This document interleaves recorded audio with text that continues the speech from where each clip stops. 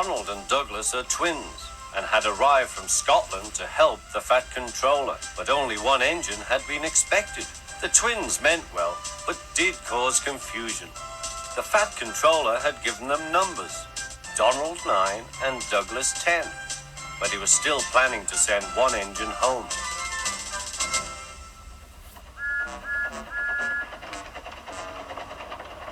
There was a brake van in the yard that had taken a dislike to Douglas. Things always went wrong when he had to take it out. His trains were late and he was blamed. Douglas began to worry. Donald, his twin, was angry. "You're a muckle nuisance," said Donald. "It's to leave you behind I'd be wanting." "You can't," said the van. "I'm essential." "Oh, Kaya," Donald burst out. "You're nothing but a screeching and a noise when all's said and done. Spite Dougie, would you? Take that!" "Oh, oh, oh!" cried the van. "There's more coming, should you misbehave." The van behaved better after that. Until one day, Donald had an accident. The rails were slippery. He couldn't stop in time.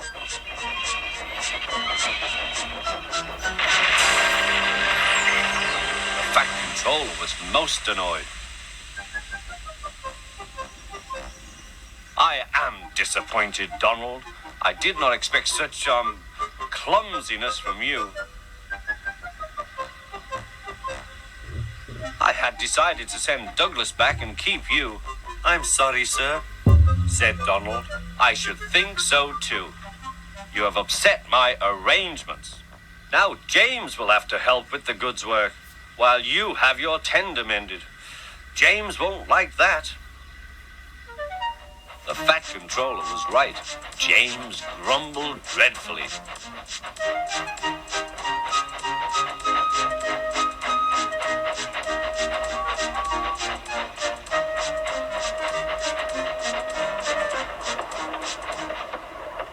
"Anyone would think," said Douglas, "that Donald had his accident on purpose.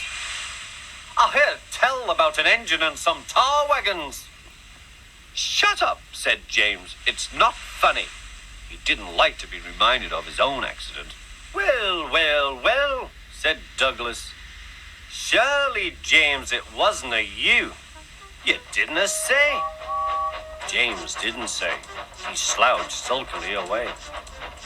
"He's cross," sniggered the spiteful brake van.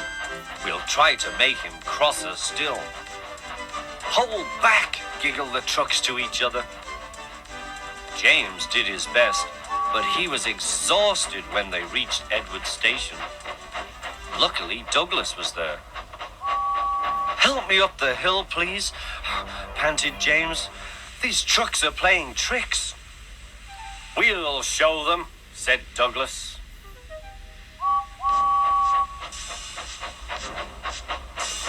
Slowly but surely, the snorting engines forced the trucks up the hill. But James was losing steam. "I can't do it! I can't do it! Lay it to me!" shouted Douglas. The guard was anxious. "Go steady! The van's breaking!"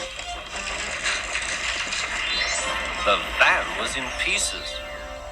No one had been hurt, and soon Edward came to clear the mess.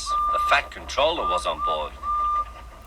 "I might have known it would be Douglas," he said. "Douglas was grand, sir," said Edward. "James had no steam left, but Douglas worked hard enough for 3. I heard him from my yard." "2 would have been enough," said the Fat Controller. "I want to be fair, Douglas, but I don't know. I really don't know." The Fat Controller was making up his mind about something, but that's another story.